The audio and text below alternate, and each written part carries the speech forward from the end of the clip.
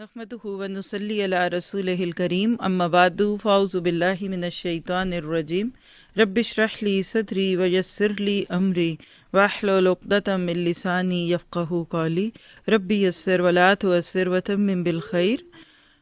قال اللہ تبارک تعالی فی القرآن المجید بعد اعوذ باللہ من الشیطان الرجیم والعصر ان الانسان لفی خسر الا الذین آمنوا وعملوا الصالحات وتواصوا بالحق وتواصوا بالصبر۔ زمانے کی قسم کہ انسان نقصان میں ہے مگر وہ لوگ جو ایمان لائے اور انہوں نے عمل صالح کیے اور ایک دوسرے کو حق بات کی تلقین بھی کرتے رہے اور اس پر صبر بھی کرتے رہے۔ سورۃ عصر آپ میں سے میرے میں سے ہر انسان نے سنی بھی ہے، پڑھی بھی ہے، ہمیں یاد بھی ہے اور ہم بہت زیادہ اس کو پڑھتے بھی ہیں، لیکن اس نے خبر دی تھی اور وہ کیا تھی کہ زمانے کی قسم انسان نقصان میں ہے۔ دیکھا جائے تو ہماری زندگی کا ہر اگلا دن جو ہم اپنی سامنے لاتے ہیں یہ ہمیں زندگی سے دور اور موت کے قریب کرتا جاتا ہے، جوانی سے دور اور بڑھاپے کے قریب کرتا جاتا ہے، صحت سے دور اور بیماری کے قریب کرتا رہتا ہے۔ تو اگر اس زندگی کو میں نے آپ نے کسی کام میں نہ لگایا، کسی بھی اچھے کام میں نہ لگایا، تو نقصان کیا ہوگا کہ اس برف کی طرح جس کو کسی نے استعمال نہیں کیا اور وہ پگھل گئی اور اس کے بعد اس کا پانی بلکہ دوسروں کے لیے بھی وجہ تکلیف بنا۔ ہم بھی جب اس دنیا سے جائیں گے تو کچھ دن تک لوگ ہمارے بارے میں چند باتیں کہیں گے اور پھر ہمیں بھول جائیں گے۔ تو آج ہم اس خاص طور پہ عشرہ ذی الحجہ کے ناطے سے نبی صلی اللہ علیہ وسلم کی احادیث میں سے وہ ٹکڑے یہاں شیئر کریں گے جس سے بہترین ہونے کا تصور ملتا ہے، تاکہ عبادات کے اوپر ہی اکتفا نہ کریں، حج اور عمرے پہ اکتفا نہ کریں، قربانیوں پہ نہ کریں، بلکہ کیا کریں کہ ہمیں اپنے آپ کو ہر لحاظ سے بہتر کرنا ہے۔ دوسری طرف کہہ دیجئے کہ یہ کریکٹر بلڈنگ کی ایک کوشش ہے۔ اس وقت مسلمان کے اندر جدت کردار کی بہت ضرورت ہے، کیونکہ عبادات کے نام پہ عبادات بھی کرنے والے بہت ہیں لیکن کردار سازی نہیں ہے، اندر سے دل صاف نہیں ہے، زبان پاک نہیں ہے۔ تو سب سے پہلی چیز جو اللہ کے نبی صلی اللہ علیہ وسلم نے فرمائی وہ صحیح بخاری کی 5027 27 نمبر حدیث ہے۔ آپ نے فرمایا خیرکم من تعلم القرآن وعلمہ، تم میں سے سب سے بہتر وہ ہے کہ جس نے قرآن سیکھا اور سکھایا۔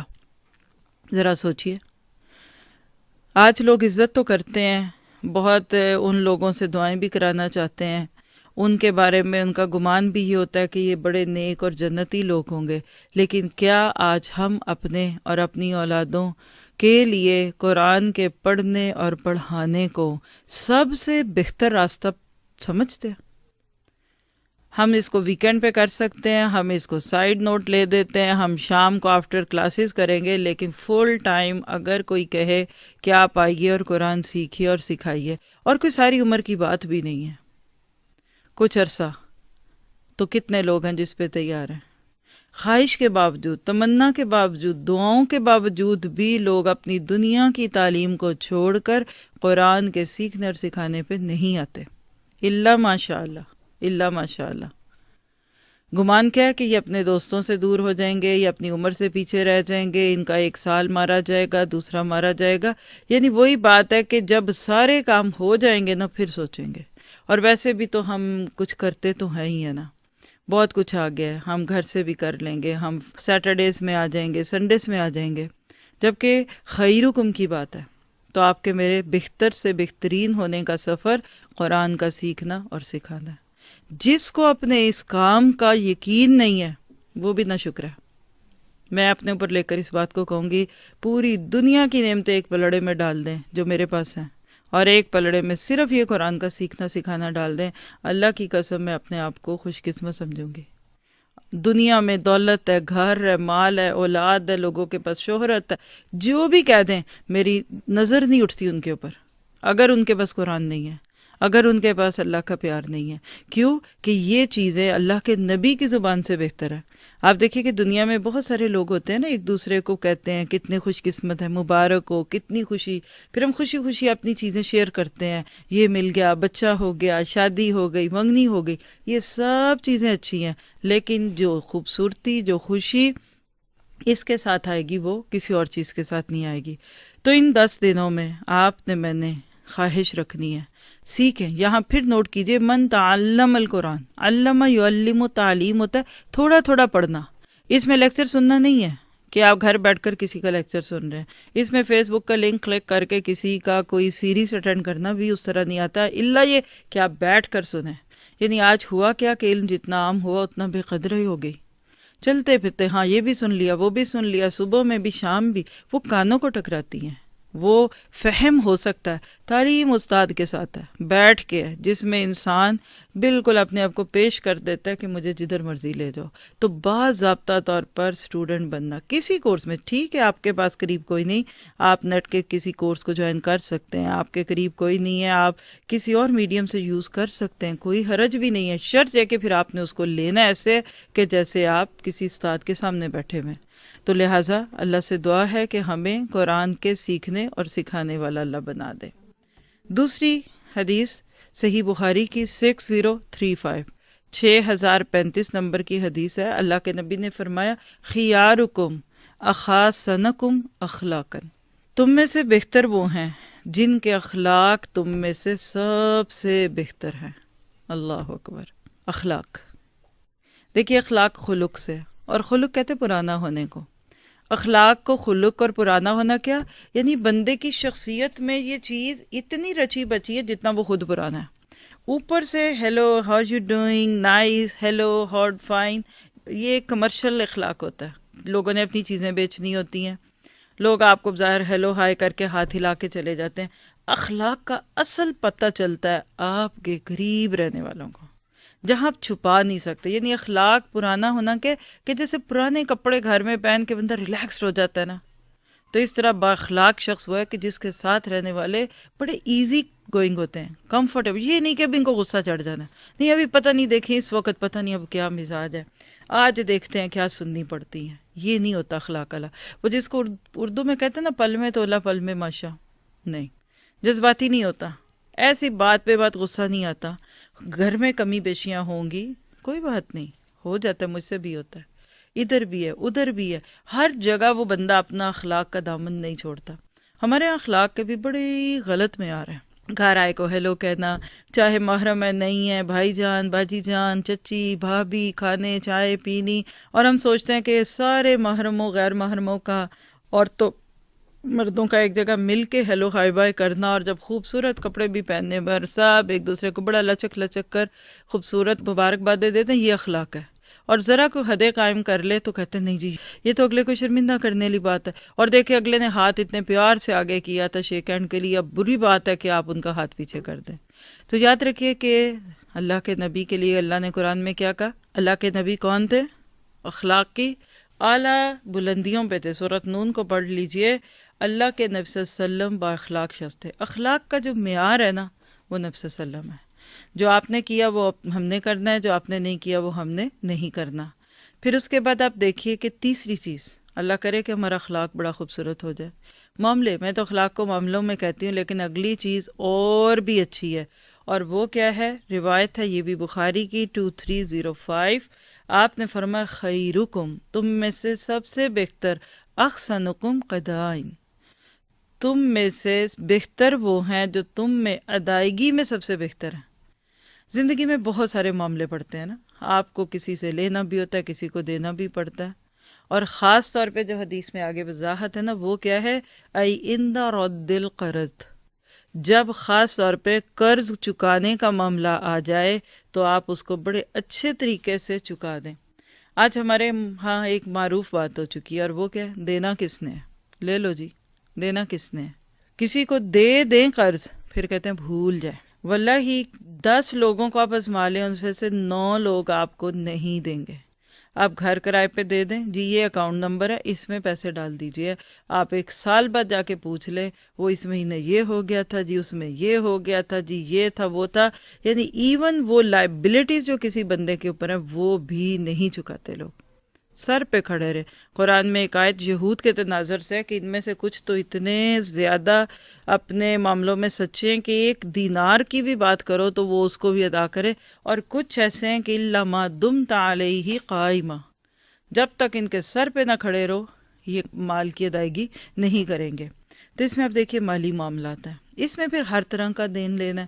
بعض مرد ہے مہینے میں گھر میں خرچ دیتے ہیں، بس رلا رلا کے دیں گے، بچوں کی فیسیں دینی ہے تو رلا کے دینے کی کیا ضرورت ہے؟ گھر میں ماسی ہیں، ان کو پیسے دینے ہی ہوتے ہیں نا، تو کچھ بیگمات ہیں وہ پیسے بڑے مشکل سے دیتی ہیں، توڑ توڑ کے دیں گی۔ تو بس ایک جملہ اپنے بہتر ہونے کے لیے لکھ لیجئے، جو میں نے ادا کرنا ہے میں اس کو خوشی سے کر دوں۔ اگلے کو نصیحت نہیں دلانی چاہیے کہ میں آئندہ تم سے معاملہ نہیں ڈالوں گی۔ پھر چوتھی چیز، صحیح ترمذی کی روایت ہے 2263 نمبر، 2263 نمبر کی حدیث ہے، فرمایا خیرکم، تم میں سے بہتر وہ ہیں من یرجا خیرہ و یؤمن شرہ، تم میں سے بہتر وہ ہیں جن سے خیر کی امید کی جائے اور ان کے شر سے امان ہو۔ اللہ اکبر۔ میں کہتی ہوں اپنے لیے تو اس کو نوٹ کر لیں، خود سے پوچھیں عموماً لوگوں کو مجھ سے کس بات کی امید ہوتی ہے؟ آپ کو اپنے خاندان کے کچھ لوگ، اپنے ملنے جلنے والوں کے کچھ لوگ یاد آ جائیں گے، کبھی ان سے کسی کو کوئی بات ملی نہیں سننے کو، نہ زبان پہ تانا نہ جھڑک، ہے جو بات خاموشی، اللہ ہمیں ویسا بنا دے، اور کریں گے تو خیر ہی کی بات کریں گے، شر کی نہیں۔ اور کچھ مثالیں آپ کے ذہنوں میں اس سے اپوزٹ بھی ہوں گی۔ آپ اپنے آپ سے پوچھئے عموماً میرے ارد گرد کے لوگ مجھ سے خیر چاہتے ہیں یا شر؟ میں ان کی خیر کا ذریعہ بنتی ہوں کہ شر کا؟ تو بعض لوگ نا، لوگ ان کو دیکھے ارے چھوڑو اس کے منہ نہیں لگنا، بس گزرنے دو، یہ ہے ہی ایسا۔ اگر کوئی آپ کے لیے یہ کہتا ہے نا تو یہ بہت نقطۂ فکریہ ہے، لمحہ فکریہ ہے۔ اپنے قریب والوں سے پوچھا کریں، بتاؤ کیا تمہیں مجھ سے خیر کی امید ہے؟ جیسے آپ دیکھیے کہ مکہ فتح ہوا تو مکہ والوں کو لگ رہا تھا کہ آج شامت آ جانی ہے، ذرا 21 سال ہو گئے تھے ان کو اللہ کے نبی کے راستے روکتے ہوئے، تو اللہ کے نبی نے جب ان سے پوچھا کہ تمہیں مجھ سے کیا امید ہے، تو کہا ہمیں آپ سے خیر کی امید ہے۔ دشمن بھی آپ سے خیر کی امید رکھے، اس سے بڑی اور خوبی کیا ہوگی؟ تو ہمیشہ اپنے کردار کو حالات سے، لوگوں کی باتوں سے اوپر اٹھائے۔ ہم کیا کہتے ہیں، اینٹ کا جواب پتھر سے، ٹٹ فار ٹیٹ، جو کسی نے کیا میں بھی کروں گی، مجھے کیا ملا؟ نہیں، کبھی کسی کے رویوں کا نہ آپ اپنے آپ کو محتاج کریں، جو آپ کی تربیت ہے وہ کریں۔ کسی نے کہا نا کہ لوگوں کی برائیوں کے جواب میں اپنی تربیت کو مت بھولو، تمہارے ماں باپ نے تمہیں جو اچھے وصف سکھائے ہیں وہ نہ بھولو۔ پانچویں چیز، صحیح ابن حبان کی روایت ہے 4177 نمبر کی، خیرکم خیرکم لیہلی، یہ تو خود اللہ کے نبی نے بھی آگے کہا وَأَنَا خَيْرٌ لِأَهْلِي، تم میں سے بہتر وہ ہیں جو اپنے گھر والوں کے لیے اچھے ہیں۔ باہر والوں کے لیے بہت سارے لوگ اچھے ہوتے ہیں، لوگ کہتے ہیں سر تو بڑے اچھے ہیں، صاحب تو بڑے اچھے ہیں، باس تو بڑے ہی اچھے ہیں، بڑے اسمائلی ہیں، اور جو سیکٹری ہیں اور جو آفیسز میں بڑی خوبصورت وردیوں میں لوگ بیٹھے ہوتے ہیں وہ بہت ایٹیکیٹڈ سپسٹیفیکیٹڈ ہوتے ہیں، لیکن گھر میں آتے ہی ان کا کیا حال ہے؟ یہ ہے اصل میں معیار، کیونکہ گھر والوں کے ساتھ اچھا رہنا، اس میں بڑی قربانیاں دینی پڑتی ہیں، اس میں کئی جگہ بندے کو من مارنا پڑتا ہے۔ تو باہر والوں کے ساتھ بہت اچھے، ڈرائنگ روم مینرز بڑے اچھے، لیکن گھر والوں کے ساتھ برے۔ کسی نے کہا شادی کی وہ تو اتنا سخت ظالم نکلا، وہ تو لڑکی کو مارتا تھا، یہ تھا وہ کیوں، اور لیکن باہر والوں سے پوچھے تو وہ اس کی بڑی تعریف کریں گے، وہ تو کہیں گے وہ بڑے رولی ہیں، وہ بڑے اچھے ہیں، بڑے سافٹ ہیں، پر گھر آتی ان کو غصہ آ جاتا ہے۔ تو یاد رکھیے کہ یہ بہت ہی بری عادت ہے۔ اگر آپ کے گھر والوں نے آپ کی اچھی گواہی نہ دی تو کل آپ پھنس جائیں گے۔ یہی ہیں جو ہمارے قریبی، انہوں نے کل ہماری گواہیاں دینی۔ غیر کو یاد کرتا ہے کسی کو بعد میں؟ گھر والے یا اپنے ساتھ، جیسے اب یہاں کام کرتے ہیں، آپ سب آتے ہیں، یہاں کوئی آپ کو بعد میں اچھا یاد کرے، یہ آپ کی گواہی ہے۔ باقی کسی نے، ہمسایوں میں سے کس نے آپ کو، یا جن سے آپ کا کوئی زیادہ واسطہ نہیں پڑتا، پوچھنا ہے، تو ہمیشہ اپنے گھر والوں کے لیے اچھے سے اچھے رہیں۔ پھر اس کے بعد نمبر 6، صحیح جامع 3318 روایت ہے، خیرکم من اتم الطعام ورد السلام، تم میں سے بہترین وہ ہیں جو کھانا کھلاتے ہیں اور سلام کا جواب دیتے ہیں۔ اللہ اکبر۔ کھانا کھلانا کتنی بڑی خوبی ہے۔ آپ کہتے ہیں قرآن پاک میں جو اخلاقیات میں جس چیز کا کثرت سے ذکر ہے وہ اطعم الطعام ہے، حدیث میں اس کا بہت تذکرہ ہے۔ اب آپ کہتے ہیں اچھا کس کو کھلائیں، یہاں تو بھوکے ہی نہیں ملتے، یہاں تو غریب نہیں، تو یہ جو روز آپ کے گھر میں آتے ہیں وہ بھوکے نہیں ہوتے؟ سارے دن کے تھکے ہارے، ان کو بھی کھلاتے وقت نیت کیجیے آپ کے ہمسائے ہیں، کوئی بیمار ہے، کوئی بوڑھا ہے، کوئی پریگننٹ ہے، آپ ان کو کھانا کھلائیں۔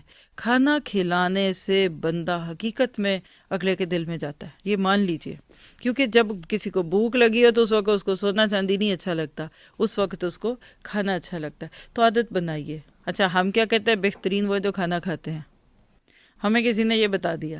اچھے وہ ہیں جو بہت کھاتے ہیں، اسی لیے پھر ہم بہت کھانے کی کوشش کرتے ہیں تاکہ ہم بہت اچھے ہوں۔ تو کھلانا اور سلام کا جواب دینا، یہ چیز تو میں نے ورلڈ وائڈ دیکھ لی ہے۔ السلام علیکم، کوئی جواب ہی نہیں، وہ کیا جی دل میں دے دیا۔ آپ کو پتہ ہے کتنا بیڈ مینر ہے کہ کوئی آپ کو اونچی آواز سے سلام کرے اور آپ اس کو جواب نہ دیں۔ یہ انسان کو ہمیشہ اپنے اوپر لینا چاہیے۔ یہاں بھی آپ نے دیکھا ہے، میں وہاں بھی تھی، جب کہیں بھی جاتی ہوں دورہ قرآن میں ہر دن شاید 3 سلامیں کرتے تھے، یہ کہہ کر کہ شاید کوئی آگے سے جواب تو دے دے۔ تو یہ جو منہ بنا لینا یا آگے سے بولنا نہ، یا باڈی لینگویج کا اظہار کرنا، یہ اگلے کو یہ شو کر رہی ہوتی ہے کہ ہمیں تمہارے آنے کی کوئی خوشی نہیں ہوئی۔ تو کیسے سلام کا جواب دینا؟ السلام علیکم۔ آپ تو اب دیں گے، آپ تو دیں گے، عام وقتوں میں بھی دیں، گھر میں بھی۔ گھر والوں کو کرتے ہیں سلام؟ جب گھر میں جاتے ہیں تو پھر آگے کوئی سلام کرے تو جواب دیتے ہیں؟ اور گھر میں کوئی آئے، جب آپ میں سے کوئی آتا ہے یعنی گھر میں تو سلام کرتا ہے، اور کوئی آئے اور سلام کرے اور آپ غصے میں تھی، لیٹ آئے ہیں اور سلام کریں تو کیسے جواب دیتے ہیں؟ آہستہ، دل میں کہ اس کو نہ ہی پتہ چلے، فرض بھی پورا ہو جائے، اس وقت ان کی جواب دیں۔ آدھی رنجش ہی وہیں ختم ہو جائے گی، آدھی باتیں اس سے ٹھیک ہو جاتی ہیں۔ دل میں رنجش ہو سکتی ہے، غصہ ہو سکتا ہے، گلہ ہو سکتا ہے، لیکن اللہ کے حکم سے وہ دور ہو جاتا ہے۔ ٹھیک ہے، نمبر 7 لکھیے، ترغیب و ترہیب کی روایت ہے، الترغیب و ترہیب 234، جلد 1 ہے اس کی، اور حدیث نمبر 234 ہے۔ خیارکم، تم میں سے سب سے بہتر وہ لوگ ہیں، کون؟ علینکم مناکب فی الصلاۃ، جو اپنے کندھے نماز میں نرم رکھتے ہیں۔ مراد کیا ہے؟ کہ جو نماز میں صف میں داخل ہو اس کو اپنے ساتھ جگہ دیں۔ آپ نے فیل کی ہوگی نا یہ بات کہ صف کو توڑنا نہیں چاہیے۔ بعض لوگ دور کھڑے ہو جاتے ہیں، یا آپ آئے اور دور ہو گئے، اب کسی نے ذرا سا آپ کو ٹچ کر کے قریب کیا تو نرمی سے آ جائیں۔ بعض لوگ غصہ کرتے ہیں۔ صف کے بیچ میں گیپ جو ہوتا ہے نا، یہ دلوں کا گیپ بن جاتا ہے، شیطان آ جاتا ہے دلوں میں۔ تو لہٰذا ایسے وقت میں انسان کو بہت نرمی رکھنا چاہیے۔ مراد ہے کہ دوسرے مسلمانوں کی تھوڑی بہت تنقید کو بہت بڑا نہیں سمجھنا چاہیے۔ تو خیارکم علینکم مناکب فی الصلاۃ، تم میں سے بہترین وہ ہیں جو نماز میں اپنے آپ کو نرم رکھتے ہیں۔ کئی لوگ تو لڑ پڑتے ہیں، کندھے جھکانے لگ جاتے ہیں کہ ہم نے نہیں ادھر ہلنا۔ تو ہمیشہ اپنی نمازوں میں دوسروں کو رعایت دیں۔ بعض دفعہ کسی کا وضو ٹوٹ جاتا ہے، وہ خود نکل رہا ہے، حکم یہ ہے کہ وہ نکلے تو آپ اس کی جگہ پہ آ جائیں۔ آگے سے کوئی آئے تو پیچھے سے کوئی آگے چلا جائے۔ تو مطلب مراد یہ کہ نماز میں سٹبن نہیں ہونا چاہیے، ڈھیٹ بن کے نہیں کہ جی بس میں کھڑا ہوں اور تم میری نماز خراب کر رہے ہو، ایسا نہیں ہونا چاہیے۔ پھر اگلی چیز تو بہت ہی پیاری ہے، ساری نیکیاں اللہ کرے ہمیں اس میں اللہ ڈال دے۔ صحیح الجامع کی روایت ہے 3289، خیر الناس انفعہم الناس، لوگوں میں سے سب سے بہتر وہ ہیں جو لوگوں کو سب سے زیادہ فائدہ دینے والے ہیں۔ ذرا سوچئے تو صحیح، سب سے بڑا فائدہ آج انسانیت کو کیا چاہیے؟ کہ آپ ان کو جہنم کی صفوں سے نکال کر جنت کی لائنوں میں کھڑا کرتے ہیں۔ یقین کریں دوسروں کو ہدایت کی طرف بلانے والے ہی بہترین لوگ ہیں۔ انفعہم، سب سے زیادہ نفع والے۔ وہ کون؟ کہ جو لوگوں کو سب سے زیادہ نفع دے۔ دیکھیے اپنے وجود سے اس چیز کا یقین دلائیں، ضائع نہیں کرنا خود کو، سو کے، بیٹھ کے، ٹی وی دیکھ کے، فالتو چٹ چیٹ کرے، کیا کریں، بور ہو رہے ہیں۔ جب آپ بور ہو رہے ہوتے ہیں نا، یقین کریں آپ کے ہمسائے میں بہت سارے کام ہوں گے جو آپ کر سکتے ہیں۔ ہو سکتا ہے آج ان کے گھر دعوت ہو اور وہ بزی ہیں اور آپ بور ہیں۔ آپ کا مسئلہ کیا؟ فارغ ہیں، بور ہیں، ہائی کیا کروں، ٹائم کل کرنا ہے، کیا کروں؟ تو ہمسائی کے جا کے آپ پیاز چھیل دیجئے، آپ اس کی صفائی کر دیں۔ یقین کریں یہ ادب اب ہمارے اپنے گھروں میں تو بالکل ختم ہو گئے۔ وجہ کہ ماسیاں، میڈس، ہم کام کریں، ہم کام کروائیں، کرانے والا بھی نہیں کراتا اور کرنے والا بھی نہیں دعوت دیتا۔ تو ہمیشہ اپنے وقت کا بہترین استعمال کیجئے کہ دوسروں کو فائدہ دیں۔ پھر اگلی چیز صحیح ادب المفرد کی روایت 84، خیر الاصحاب عند اللہ خیرکم لصاحبہ وخیر الجیران عند اللہ خیرکم لجارہ۔ اللہ کے ہاں سب سے بہترین ساتھی وہ ہے جو اپنے ساتھی کے لیے بہترین ہے، اور اللہ کے ہاں سب سے بہتر ہمسایہ وہ ہے جو اپنے ہمسائے کے لیے بہتر ہے۔ سبحان اللہ۔ آپ دیکھیے ہمسایوں نے کل گواہیاں دینی ہیں، بڑے حق ہے۔ کیوں اللہ کے نبی نے فرمایا تھا کہ مجھے ڈر تھا کہ کئی جبرائیل وراثت میں بھی ہمسائے کا حصہ نہ ڈال دیں، اتنا آپ تاکید کر رہے تھے ہمسایوں کے حقوق کی۔ اور دوسری بات دیکھیے، خیر الاصحاب خیرکم لصاحبہ، اب صاحب کون ہوتا ہے؟ شوہر بیوی کا صاحب ہے، ہمسایہ ہمسائے کا ہے، گھروں میں ساتھ رہنے والے، بیٹھنے والے جو بھی لوگ ہیں ان کو بھی دیکھنا ہوتا ہے، تو لہٰذا اپنے ساتھیوں کے لیے بہتر رہنے کی ضرورت ہے۔ پھر اس کے بعد صحیح جامع کی روایت 3291 بہت ہی پیاری ہے، اس میں تو آپ کو قرآن کی آیت بھی یاد آ جائے گی۔